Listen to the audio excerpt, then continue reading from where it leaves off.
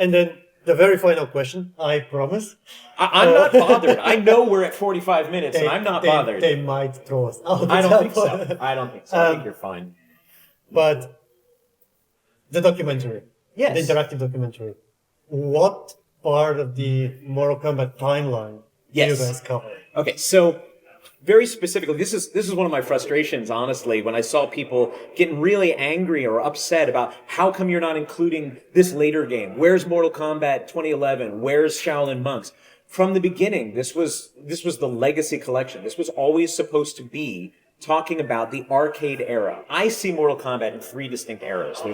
There's the arcade era, there's the 3D home era, the Deadly Alliance, PS2, Xbox era, and then there's the NetherRealm era, starting with 2011 and Mortal Kombat 9, right? So this was always supposed to be a collection of these unobtainable early games and telling the definitive story of the history of this very important franchise. So the games are there to support the history, and the history is there to support the games. So we start with what is Midway, where did Midway come from, what's Williams, what were video games back in the day. We go back and talk at the beginning a little bit about Narc and Eugene Jarvis's influence as a designer. He had come back to Midway after doing Defender in 1981 and Robotron in 1982. He'd come back and he's working on Narc, and that's when Ed and John started their careers at Midway. So he was a big mentor and an influence on them. So we tell a little bit of that, and then where'd the idea come from for 92. So we have basically interactive timelines. Think of it like a virtual way to walk through a museum, and you would see a little card that says, okay, this is why this is important. Here's a little video about this piece of rock or whatever. Or here's a comb that was in Queen's hair. This is why this is... but please don't touch. And we're the opposite. Like, look, here's a flyer. Here's the original flyer for Mortal Kombat that they sent out to distributors you may have never seen. You can zoom in on it. You can check it out. Here's a 3D model of the And so we have design documents. We have sketches. We have some of John Tobias's early artwork. We have behind-the-scenes videos that were shot by John Vogel. We have all these sort of artifacts that help us tell the story of what was the evolution of these games. What led to Mortal Kombat being Mortal Kombat. Then we also get to say, what impact did Mortal Kombat have on all the rest of the game industry?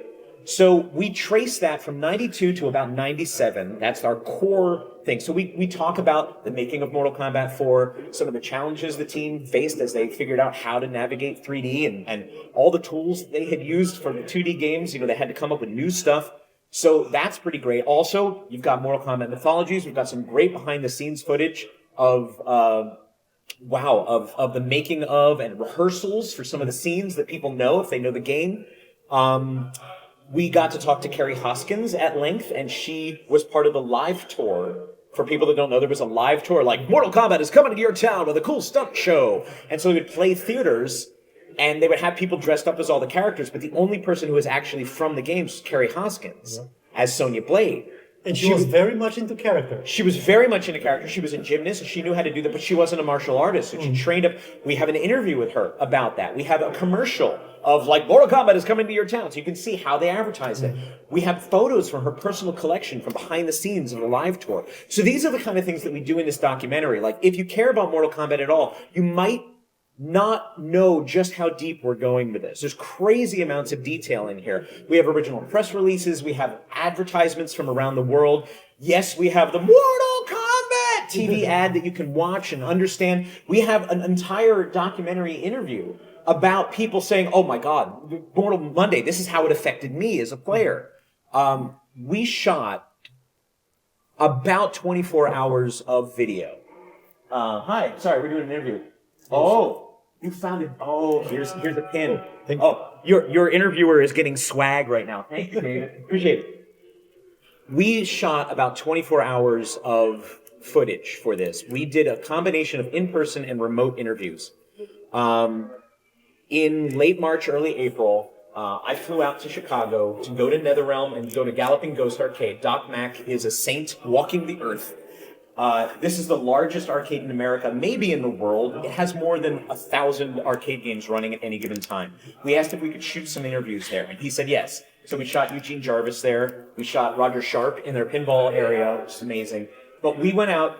It took quite a few weeks to work out but we shot in Chicago for a full week just doing exclusive interviews for this. Ed was very gracious with his time. We got to talk to Ed, John Tobias, John Vogel, Dan Ford, and the original 4 developers. We also got Mike Boone on camera. We got Tony Goski on camera. And then of course we got supplementary people like Roger Sharp, who was the director of marketing and licensing. He knows where all the bodies are buried. We talked to Sal DeVita and Carrie Hoskins about being performers and what they had to go through. They're really funny. They're almost like a brother-sister act when you watch them. So we did all of this stuff. Steve Barron from... he's the director of art for NetherRealm. He had great insight because he joined the team around 2 and 3. He was doing artwork for that. So, all of that was a huge time sink. And then anybody that I couldn't meet in person, I had to do an online interview. So we have a bunch of online. We have Paul Carruthers, the programmer from the Mega Drive, the Genesis version of Mortal Kombat, the guy who did the Blood Code and the Dullard Code. So then we talked to David Leitch, who did Mortal Kombat 2 on Genesis when Paul said he didn't want to do that project, he wanted to move on to something else. We talked to Adam Clayton, who is the guy that did Mortal Kombat 2 for Super Nintendo and did such a fantastic job of it. Then we got to talk to people like Andrea Renee, Khalif Adams, Jeff Gertzman, people who are big Mortal Kombat fans in the press and fan community. We also talked to developers like Dave Jaffe and Cliff Blazinski about what was your take on this, because you were making games at the same time, and sometimes they found themselves influenced by what Mortal Kombat was doing. Well, if they can do this, what can I do? So there's so much to this. We wound up with, when we edited it all down, and we were working with a video partner named Area 5. If people know their Last of Us documentary, they also worked with us on Tetris Forever. They do fantastic work, and they understand what it is that makes video games special, and they understand how to shoot good video game footage for documentaries.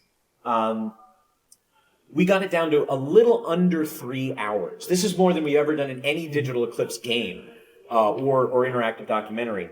So there's plenty to watch. Plus, we have another maybe 90 minutes of archival video. Like I was saying, we have behind the scenes of Mortal Kombat Mythologies. John Vogel walked around the trade show, the Acme trade show, in the spring of 1995 when Mortal Kombat 3 was debuted. And part of that show was they had some of the actors, including Carrie Hoskins as Sonya, do a stunt show, showing off, like, to get attention, to have people come to the booth. So there's this really funny, broad play acting fight with Kano and Jax and Sonya and Kung Lao. And they're doing flips and stuff on concrete floors. It's just crazy. But it's stuff that most people have never seen. So we have about 90 minutes of additional footage. The original performance capture, we had been asking Ed, we're like, you have to have some of this Mortal Kombat 2 performance capture. And he did find it. And so we were able to incorporate some of that. So you can see the original videotaping of some of the characters that turned into the sprites. And so we show in the documentary, this was the raw footage, here's the sprite, and then here's the final sprite in the game, and things like that. So there's going to be all kinds of things that I guarantee you haven't seen it all. And that's been the main thing that I've been working on. I will also say that all of our documentary videos, those 3 hours of videos, have subtitles in different languages as well. I know that's really important. So we are supporting localized text for menus and for subtitles for English, Italian, Spanish, French, German, and for the first time, Brazilian Portuguese. I had heard from every player in Brazil begging us to do Portuguese.